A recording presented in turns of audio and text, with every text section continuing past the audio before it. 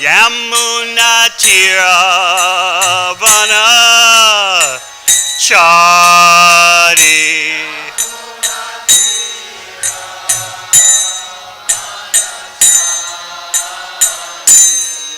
Jaya Radha Madhava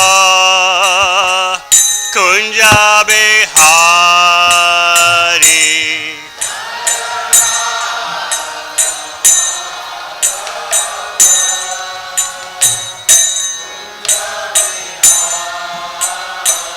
Jai Gopi Jana Ballabha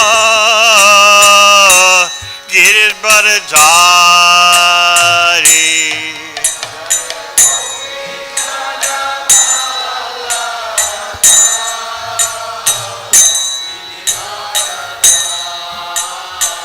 Jai Gopi Jana Ballabha Girit Bharadari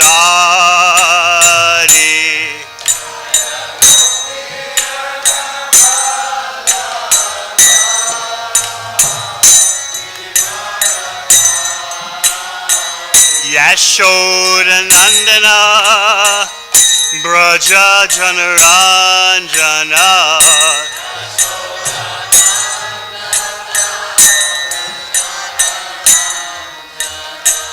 Yamuna Tira Vanachari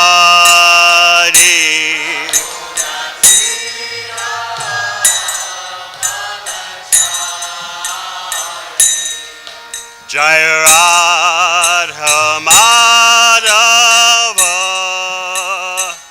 Kunja Bihari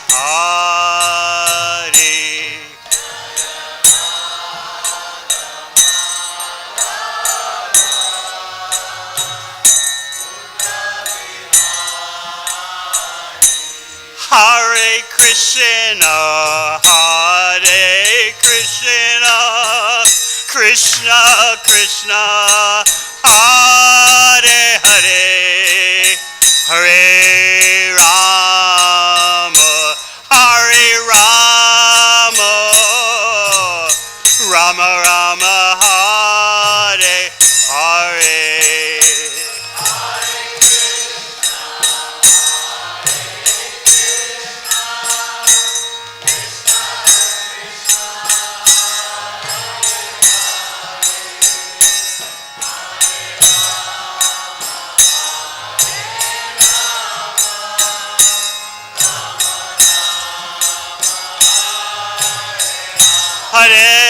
Hare Krishna, Hare Krishna, Krishna Krishna, Hare Hare, Hare Rama, Hare Rama,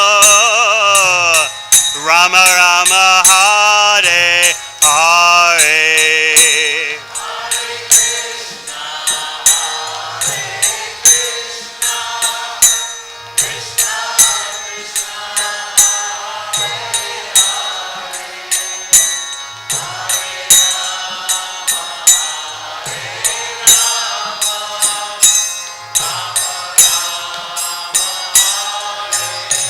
Hare Krishna, Hare Krishna, Krishna Krishna, Hare Hare, Hare Rama, Hare Rama, Rama Rama, Hare Hare.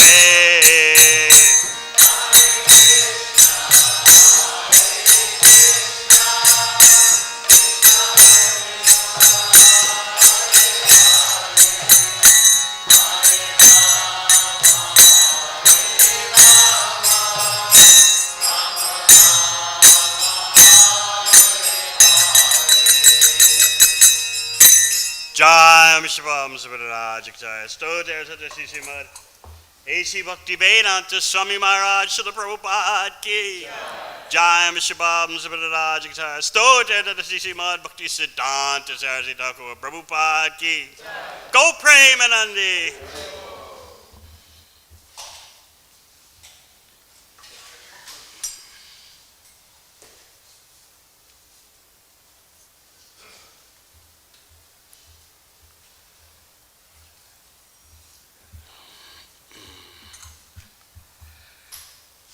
So this is a very long verse today. It's actually 3 verses.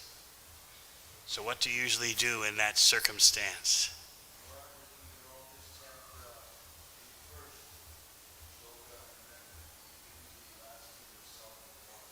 Okay.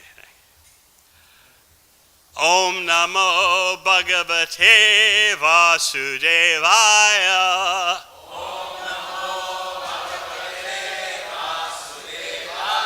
Om Namo Bhagavate Vasudevaya.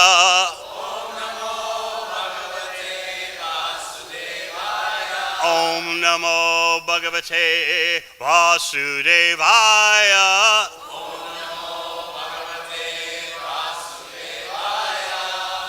Srimad Bhagavatam, 3rd Canto, Chapter 32, text 34 through 36. We shall chant 34. Kriyaya Kratubir Dhanais Tapaswadhyaya Marshanai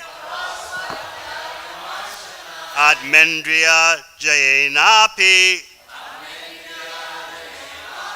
Sanyasena Chakarmanam Kriyaya Kratubir Dhanais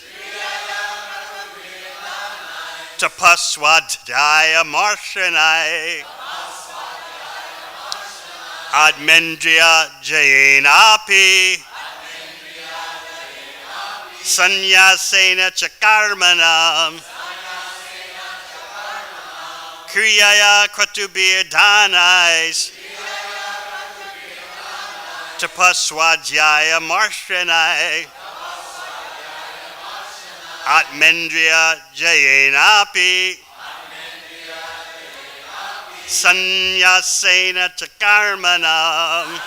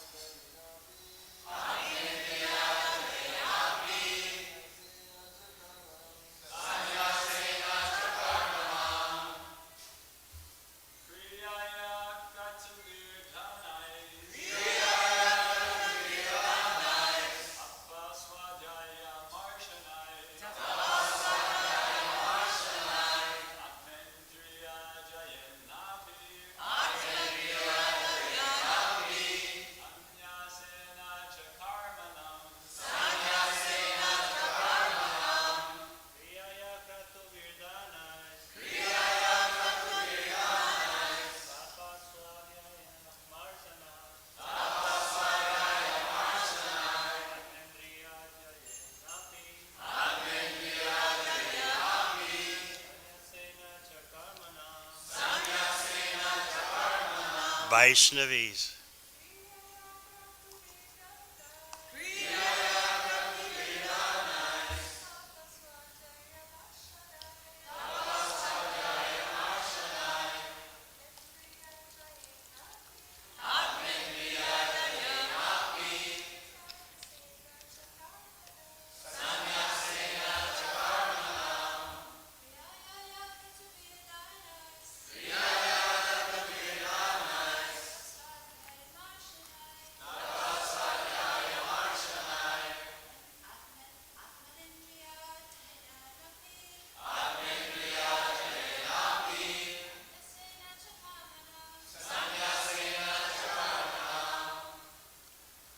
Kriyaya, by fruitive activities. Kratubi, by sacrificial performances. Dhanai, by charity. Tapa, austerities. Swadhyaya, study of Vedic literature. Marshanai, and by philosophical research. Atma Indriya Jayena, by controlling the mind and senses. Api, also. Sanyasena, by renunciation. Cha, and Karmanam, of fruitive activities. Yogena, by yoga practice. Vivida angena, of different divisions. Bhakti yogena, by devotional service. Cha, and eva, certainly. He, indeed. Dharmena, by prescribed duties. Ubhaya chinena, having both symptoms. Ya, which. Pravritti, attachment. Nivrittiman, containing detachment. Atma tattva, the science of self-realization. Avabodhena, by understanding. Vairagyena, by detachment. Dridena, strong. Cha, and iyate, is perceived. Bhagavan, the Supreme Personality of Godhead. A.B., by these. Saguna, in the material world. Nirguna, beyond the material modes. Swadrik, one who sees his constitutional position. Translation. By performing fruitive activities and sacrifices, by distributing charity, by performing austerities, by studying various literatures, by conducting philosophical research, by controlling the mind, by subduing the senses, by accepting the renounced order of life, and by performing the prescribed duties of one's social order, by performing the different divisions of yoga practice, by performing devotional service, and by exhibiting the process of devotional service containing the symptoms of both attachment and detachment, by understanding the science of self-realization, and by developing a strong sense of detachment, one who is expert in understanding the different processes of self-realization realizes the Supreme Personality of Godhead as he is represented in the material world as well as in transcendence. So it's a long purport of Srila Prabhupada's mercy. We'll read part of it. As stated in the previous verse, one has to follow the principles of the scriptures. There are different prescribed duties for persons in the different social and spiritual orders. Here it is stated that performance of fruitive activities and sacrifices and distribution of charity are activities meant for persons who are in the household or order of society. There are 4 orders of the social system: brahmacharya, grihastha, vanaprastha, and sannyasa. For the grihasthas, or householders, performance of sacrifices, distribution of charity, and action according to prescribed duties are especially recommended. Similarly, austerity, study of Vedic literature, and philosophical research are meant for the vanaprasthas, or retired persons. Study of the Vedic literature from the bona fide spiritual master is meant for the brahmachari, or student. Atmendriya jaya, control of the mind and taming of the senses, is meant for persons in the renounced order of life.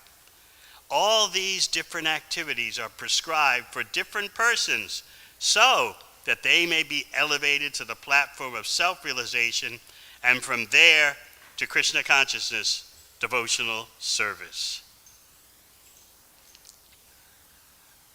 Om Gana Chimadandasya Gyananjana Shalakaya Chakshu Militang Yena Tasmai Shri Guruve Namaha.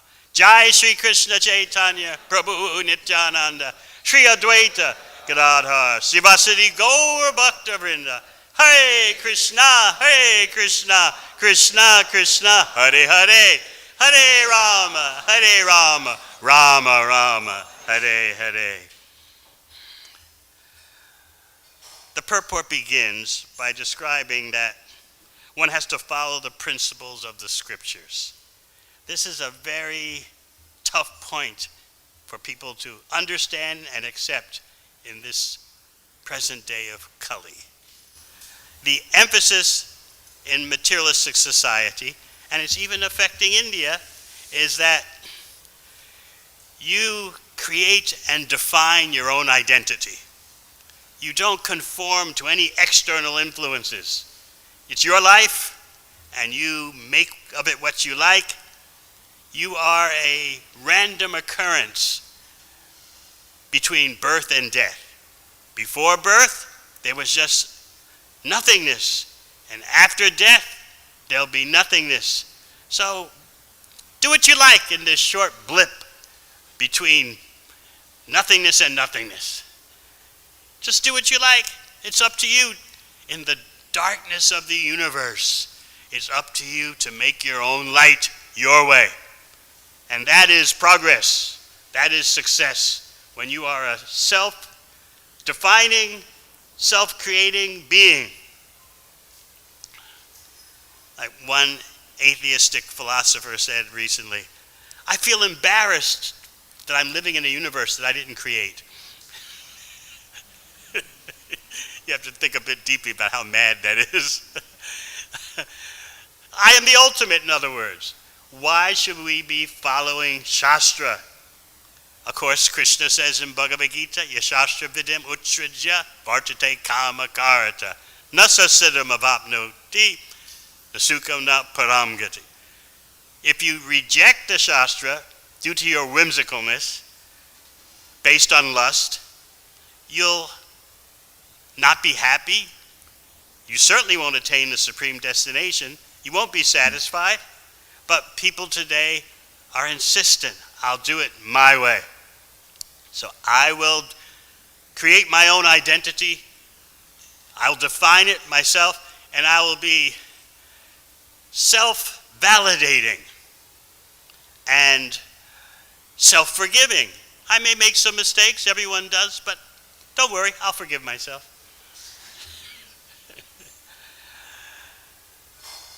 This illusion is very difficult to sustain. People are cracking up under the burden of being self-defining. Mental health problems, anxiety disorders, depression, the statistics are going through the roof. Still, people cling to this notion that I am so powerful enough that I can define myself and what I should do. What's my duty? It's whatever I want. I don't conform to any external regulations, any external guidelines. It's all up to me. These are modern times. Why should we be so primitive to adhere to Shastra? What's the situation? It's me and my senses. How can I please my senses in the moment and also for the next moment? And that's about it. Under this false burden of self-defining, people are collapsing. They're fragmenting their families, their neighborhoods, their societies are breaking apart because everyone is realizing it's everybody for themselves. That's it. So you see this happening more and more, just as Shukadeva Goswami predicted in the 12th canto. Kalena balina rajan nongshak yayur balam smriti. With each passing day of the age of Kali, there's a diminution of dharma, truthfulness, cleanliness, austerity, mercy. Why? By the force of time.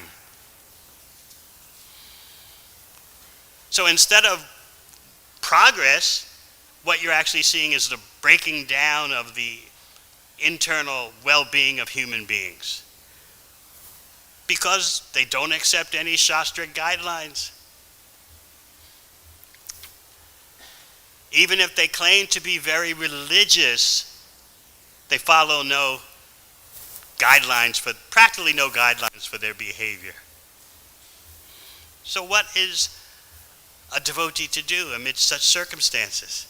The Vedic system is so delineated.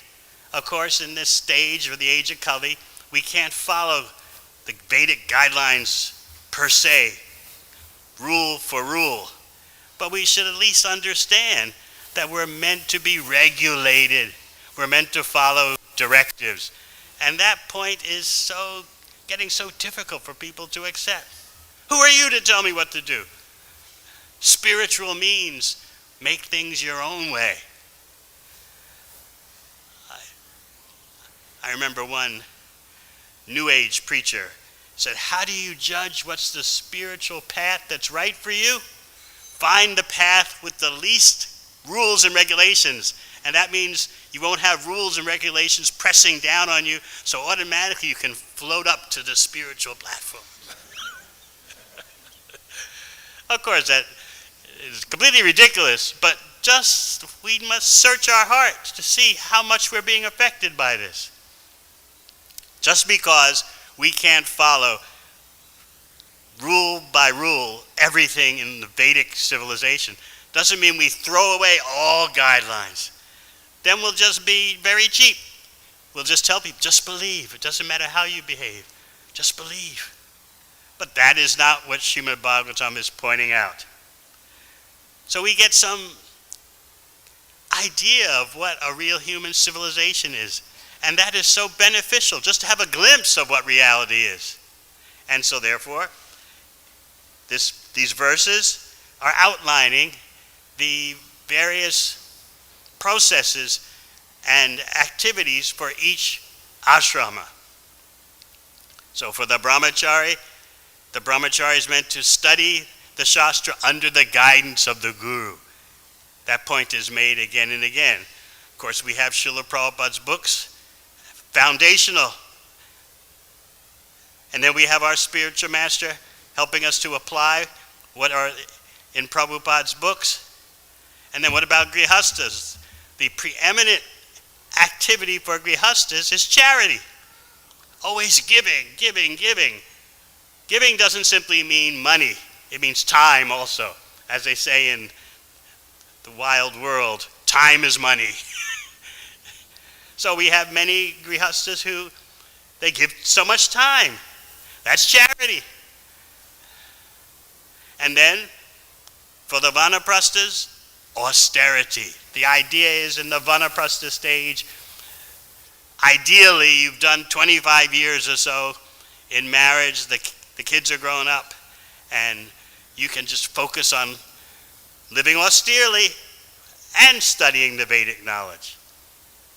And for sannyasis, their occupational duty is atmendriya jaya, conquering the mind and senses. That's a full-time occupation, believe me.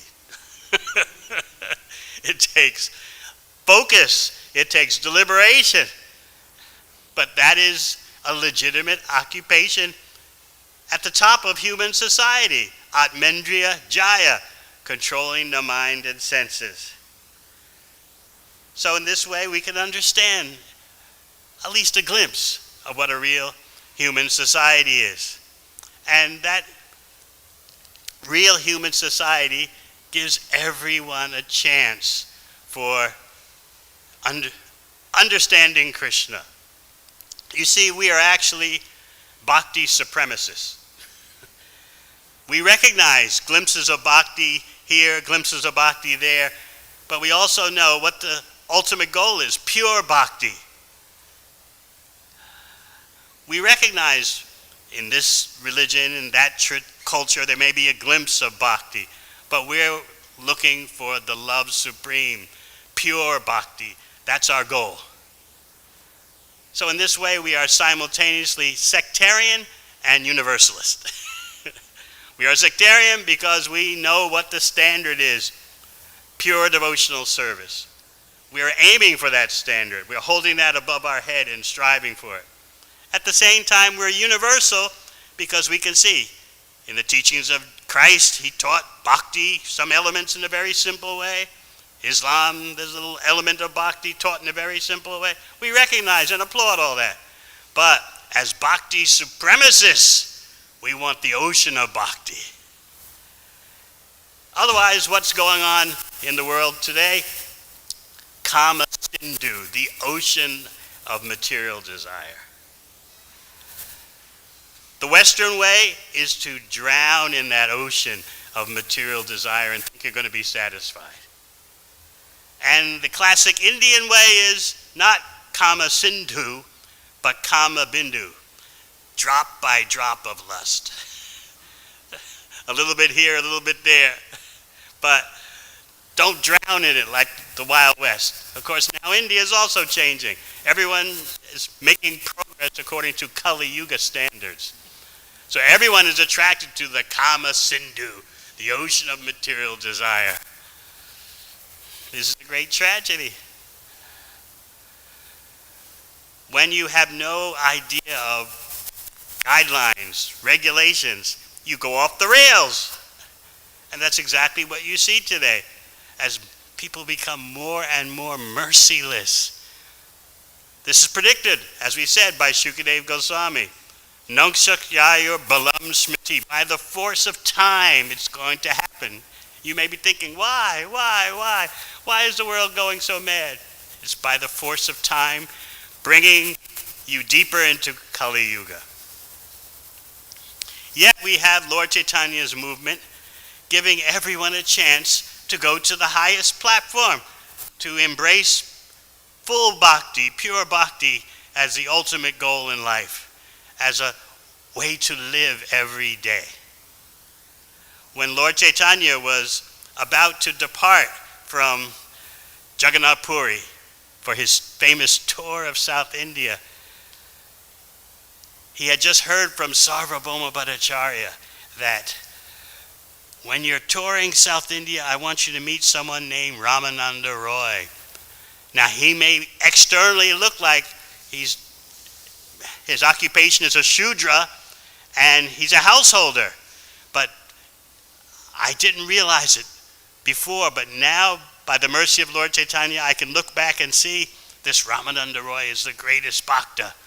So even though he's engaged in government affairs, officially classified as a Shudra, and even though he's a householder, he is the ultimate in understanding of bhakti. Don't miss the opportunity to talk to him. So Lord Chaitanya accepted that and then said a very interesting thing to Sarvabhauma Bhattacharya.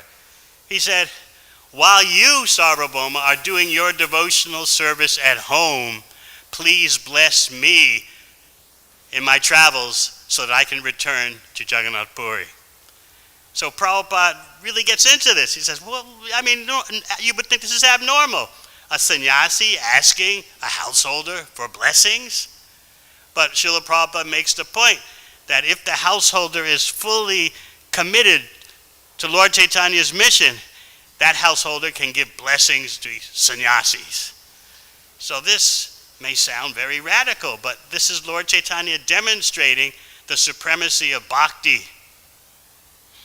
Lord Chaitanya observed social protocols. Make no mistake about that.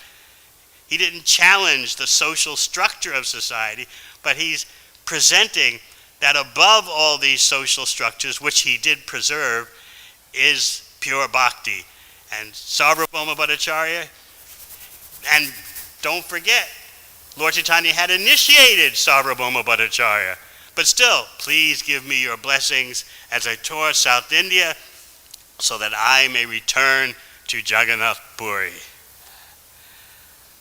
So we're very keen to take blessings from this one, that one, that one, that one. This is what Chaitanya Mahaprabhu is demonstrating. If your heart is in carrying out the mission of Lord Chaitanya, we want your blessings. This is the attitude of a follower of Gauranga.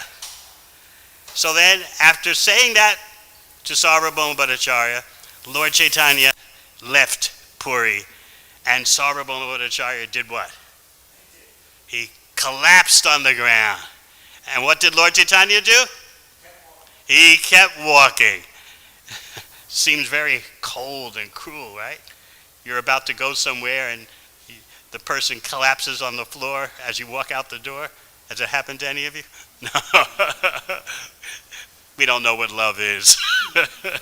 Pure love from the spiritual world. So Sarvabhauma Bhattacharya collapsed on the floor, but Lord Chaitanya kept going. He had his mission, the ultimate mercy and kindness and compassion and being empathetic, that's to carry out the mission. There's a time for being nice, and there's a time when you have to focus. Just like when Prabhupada came to Los Angeles and was very demanding, very, you might say, heavy. Where are the books? Where are the books? Where are the books? So there's a time for being sweet, and there's a time for focusing on carrying out Krishna's order. So Lord Chaitanya was going to South India to liberate everyone there. Sarvabhauma Bhattacharya was overwhelmed, feeling separation even before Lord Chaitanya walked out the door. So as Mahaprabhu walks out the door, Sarvabhauma Bhattacharya collapses, and Nityananda and the others have to help him up while Chaitanya Mahaprabhu just keeps on going. So Mahaprabhu, accompanied by some devotees, went to where next? Alalanath.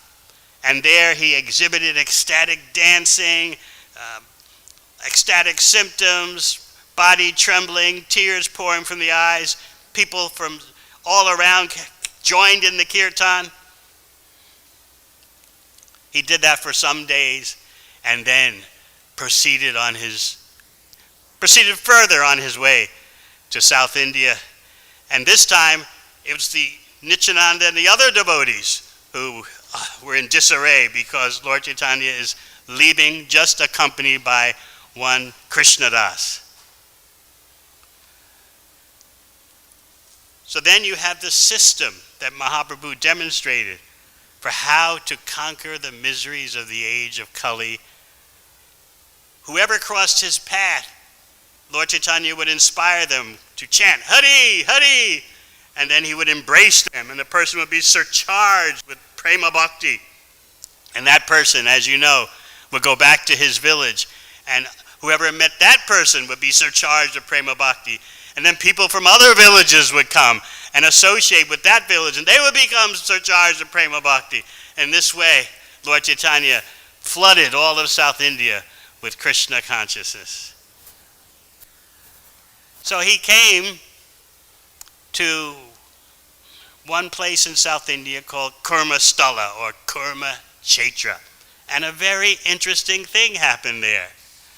Lord Chaitanya went to the home of one person referred to in Chaitanya Charitamrita as Kurma Brahmana.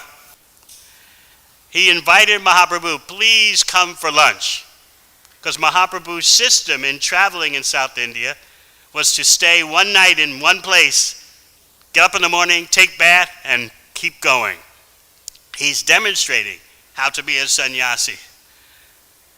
So Kurma Brahmana said, please come to my home for lunch. And Lord Chaitanya did. And before lunch, Kurma Brahmana had his whole family worship Lord Chaitanya, offer puja, and then wash his feet. And then they would all drink the water that had washed the feet of Gauranga. And Kurma Brahmana told Lord Chaitanya, your lotus feet are meditated on by Lord Brahma. And now those same lotus feet are in my home.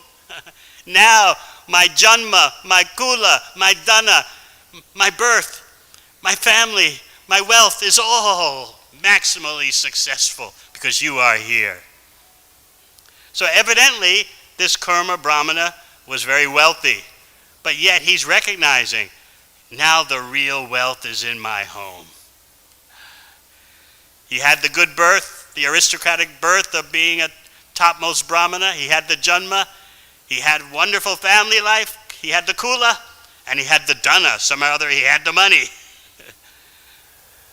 But he recognized, now my life is truly successful, regardless of all these material qualifications, which actually, separate from Krishna, just make a burning in the heart.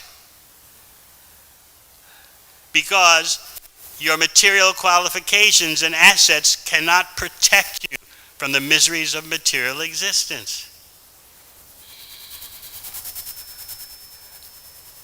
So Lord Chaitanya had lunch, and then Kurma Brahmana makes his famous request. I can no longer tolerate the Vishaya Taranga, the waves of material existence, the waves of sense gratification. I can't take it anymore. Let me go with you. I want to go with you now, right now. I want to drop everything. And what was Lord Chaitanya's famous response? Huh? Not yet. He said, we're getting to that. Brigupati Prabhu was ready, always ready for action. He said, don't speak like this. Stay at home and chant the Hare Krishna mantra. So what do you mean, don't speak like this? He wants to join Lord Chaitanya. But Lord Chaitanya is looking at how the whole world can practice Krishna consciousness. If everyone thinks they've got to leave home on the spot, and that's the way the Sankirtan movement will go on, it's not going to happen. So then Lord Chaitanya spoke that very famous verse. Sing it out, Brigupati Prabhu. Guru Hoya Taro Desh.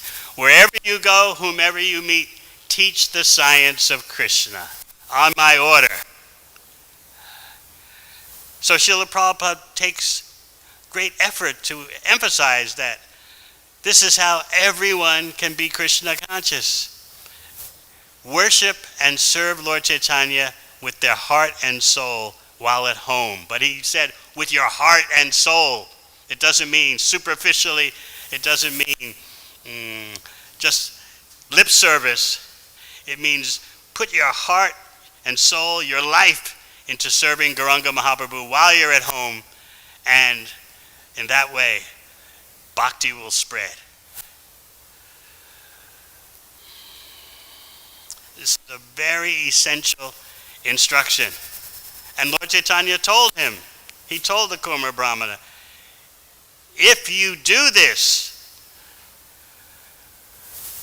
practicing bhakti at home, dedicating your life to helping others be Krishna conscious, while at home, if you do this, we'll meet again. In fact, if you do this, we'll always be together. So this is a very key instruction, so much so that Srila Prabhupada in the purports tells us this is how you can create Mayapur and Navadvip and Vrindavan anywhere. This is the peak potential of following Lord Chaitanya's order. That you may think, I'm in Los Angeles, I'm in New York, I'm here in Paris, London. No, if you put your heart and soul into making your home a basis for pleasing Lord Chaitanya, then you are in the Dham. How could that be? I mean, this is Los Angeles? How could I? Of course, Bhaktivinoda Thakur demonstrates that peak potential as the perfection of household life. He in the song Shuddha Bhakata Charana Renu, Bhajana Anukula, he describes how he's doing arti at home and sees his whole house turn into Goloka Vrindavan. Now, we don't expect that you will do that overnight. But he's showing you the peak potential. You can't dismiss that. Oh, that's just Bhaktivinoda Thakur. It's never going to happen to anyone else. He's showing you this is a possibility. Just like someone who goes to the university for a bachelor's degree could get a PhD. So Bhaktivinoda Thakur is showing you this is the peak potential. Now you'll say, but that peak potential is so far away from us. But what does Krishna and Uddhava discuss in the 11th canto? That pure devotional service is so powerful that by doing it, you get the topmost benefit. By hearing about it, you get the topmost benefit. By just desiring, yes, I want to be like that, you get the topmost benefit. So this is the reality of Lord Chaitanya's mercy, which can become, by your application, become so extraordinary that you realize, because I'm Yare Deko Tare Koho Krishna Upadesh, wherever I go, whomever I meet, I'm teaching the science of Krishna. Doing that with heart and soul transforms your home and transforms your city. It's very, very fascinating. Prabhupada's principle of how to create Vrindavan and Navadvip anywhere. So again, you'll think, oh, this is so far beyond us.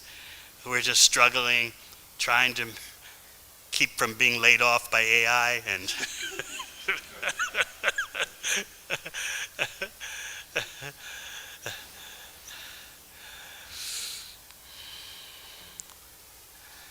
but remember, the principle of pure devotional service is so powerful that just by your having a desire in your heart, because you heard about it, you benefit extraordinarily.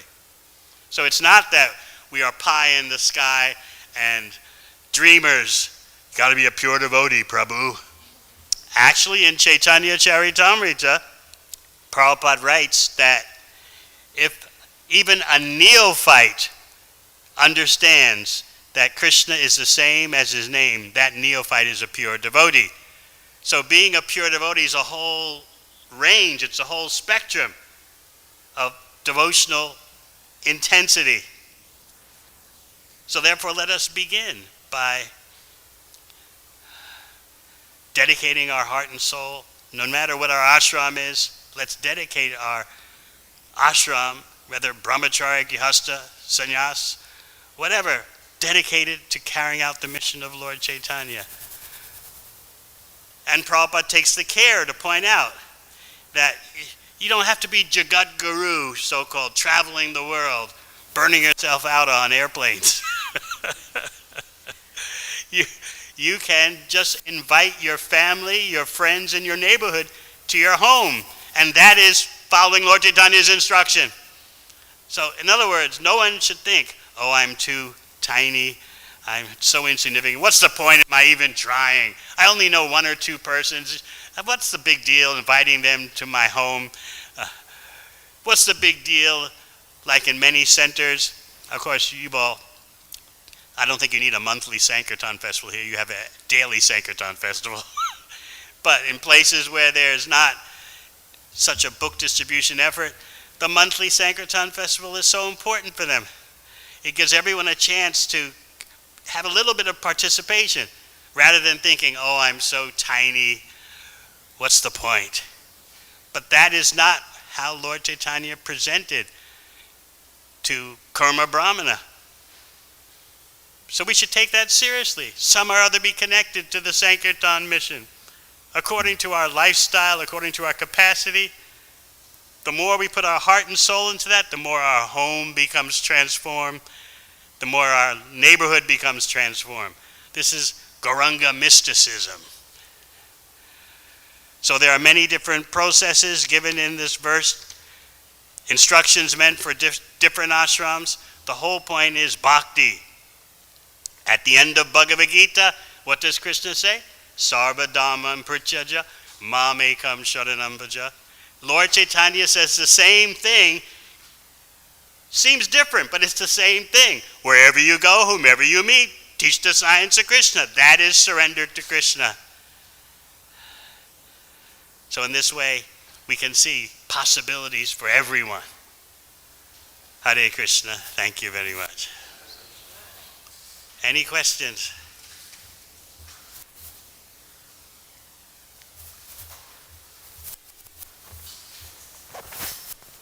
Hare Krishna. Thank you for the wonderful class. Your spiritual master, Srila Prabhupada, his basis of preaching of, I'm not this body, I'm spirit soul, it seems to be working really well, because young people are accepting that they're not the body. A boy's thinking themselves a girl, or a video game hero, or a demigod, or anything. They can be anything, their consciousness. So then, how can we as a movement help them maybe accept some responsibility? As a book distributor, it seems almost more practical to say, I am this body, I'm taking care of this body, I'm doing things practical, versus like opening them up, but then they're not having a real, like, they're just filled with mental speculation still. You can never tell someone, I am the body. Just like Thursday, we had a wonderful program at Studio Om, and I was explaining how bhakti is beyond self-realization, it's beyond enlightenment. There are two levels. Level one of self-realization is to understand you're not the body and mind. I told them that's kindergarten. In other words, create in them the need for at least going to nursery school, to kindergarten, and then understand there's something beyond that. So level two is understanding what you are part of. If you're a part, then what is the complete whole? And then level three, what is the nature of that complete whole? Unlimitedly, infinitely attractive. That's why there's Krishna. And then you can start to understand the need for relationship with Krishna, because you're looking for attraction, attractiveness. You're looking for love. You don't know what it is.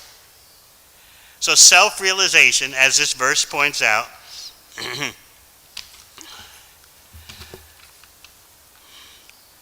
one who is expert in understanding the different processes of self-realization.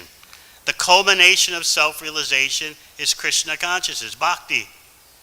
Again, we are bhakti supremacists, but we are not fanatics. We can show how there's a little bit of bhakti here, a little bit of bhakti there, and here is the reservoir of bhakti. Actually, you bring up people today, what are they thinking? What are young people today thinking? I saw the latest polls which say that the vast majority of Americans think that there's something beyond the body. They just don't know what it is. And if you're not the body and mind, what are you? What do? Do you float through the air like a ghost or what? What's going on? So that understanding of the different levels of self-realization brings you right to Krishna.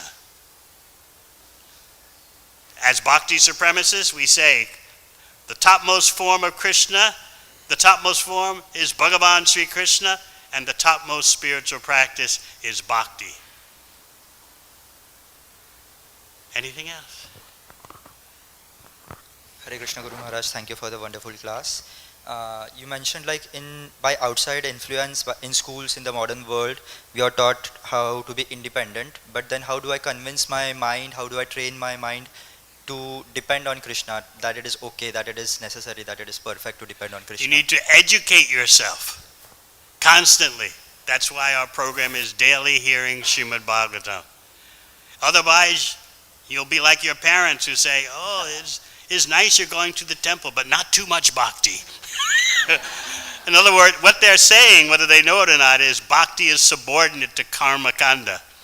The first thing is make the money, have a nice family. Like Karma Brahmana was saying, I've got the Janma, I've got the aristocratic Brahmana birth, I've got the Kula, I've got a wonderful family, affectionate, and I have the Dana, I have the wealth, but still I'm burning in the fire of material existence.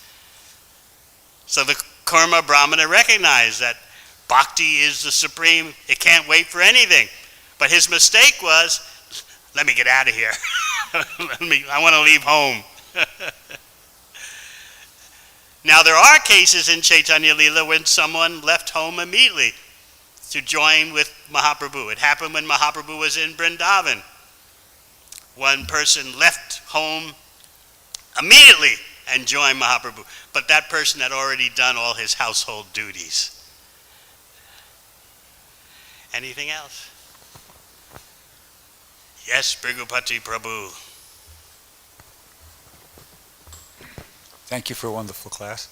My question is, if one is like a little bit up and down in Krishna consciousness, means sometimes feeling very enlivened, very convinced, enthusiastic, but sometimes not. Sometimes feeling flat. Like an ordinary mundane person. Is that due to offenses, like aparads, or is it just to be expected until one becomes more advanced, that's what's going to happen, that you're going to be sometimes up, sometimes down? Or is it even possible that Krishna's, directly doing that himself, like that verse, Yashaham Ananugrami, to show special mercy, Krishna sometimes does things to, give a devotee an impetus to try harder. What should one's attitude be towards their own state of, experiencing that state while they're engaging in devotional service? Always remember Bhaktivinoda Thakur's exhortation, Sukhe Dukhe Bulo Nako Harinam Bolore. Whether in happiness or distress, what? Can't. That's right. When will we finally get that through our heads? We're so mental. Oh, I'm in a bad mood today. Oh, I'm feeling unsatisfied. Oh, I'm frustrated. Just chant Hare Krishna. Well, I should chant Hare Krishna when I'm happy. Like one poor devotee, he's having a tough time in his bhakti lifestyle. He told me that you shouldn't chant 16 rounds because you can't chant without offense. So to avoid offenses, don't chant.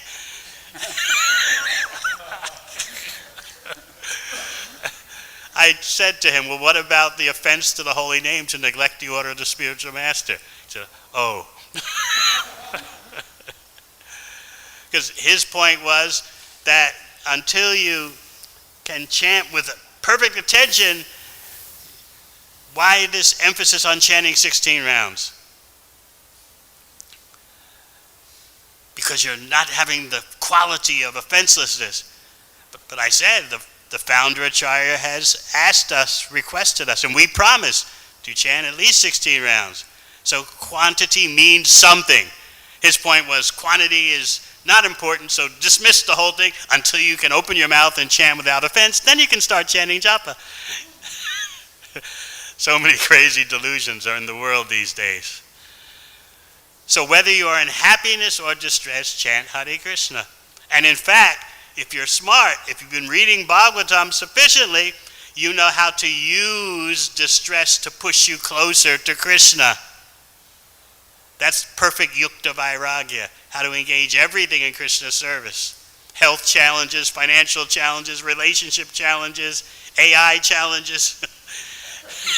That's very common these days. Everyone's in anxiety. I've been told that unless you're at the top level of the corporate world, you don't know. You could be replaced any moment. Even your top management, but unless you're at the very top level, you're in anxiety. So, use the crisis to drive you closer to Krishna's feet. That's Queen Kunti Devi's process. She's so expert at that, she says what it would be difficult for us to say. Let these calamities happen again and again.